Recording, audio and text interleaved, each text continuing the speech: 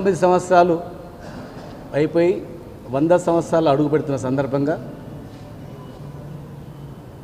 వారికి ఘనమైన నివాళులు అర్పిస్తూ నేను సాంస్కృతిక శాఖ మంత్రిగా ఉన్నప్పుడు వారి కుటుంబ సభ్యులను కూడా పిలిపించి సత్కారం చేస్తున్నప్పుడు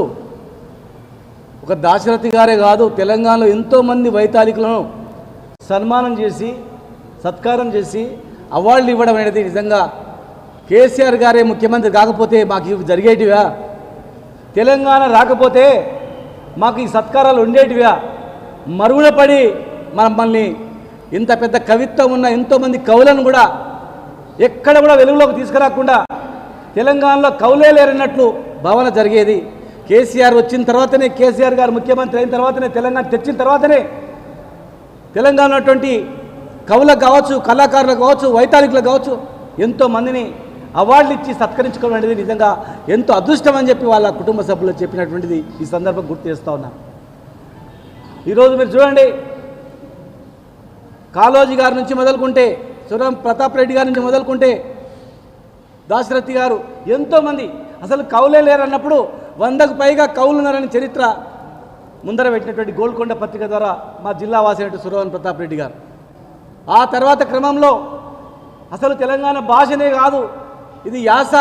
అని ఎన్నో రకాలుగా, ఇది కవిత్వమే కాదు అని ఎన్నో అవమానాలు ఎదుర్కొన్నారు. కానీ తెలంగాణ వచ్చిన తర్వాతనే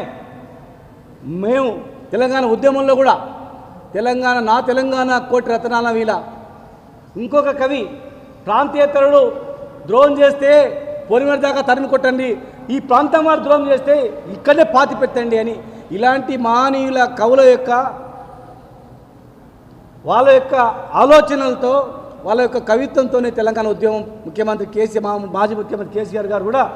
ఇలాంటి పుస్తకాలు చదివి వీళ్ళ యొక్క పుస్తకాల ద్వారానే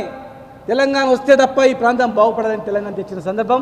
వచ్చిన తెలంగాణలో కూడా అందరిని సత్కరించుకొని ఈరోజు 100 సంవత్సరాలు అడుగు పెడుతున్నందుకు వారికి ఘనమైనటువంటి నివాళులు అర్పిస్తూ 100 సంవత్సరం ఇంకా ఘనంగా నిర్వహిస్తామని చెప్పి ఈ సందర్భంగా తెలియజేస్తున్నాం. జోహార్ దాశరథ్ గారికి.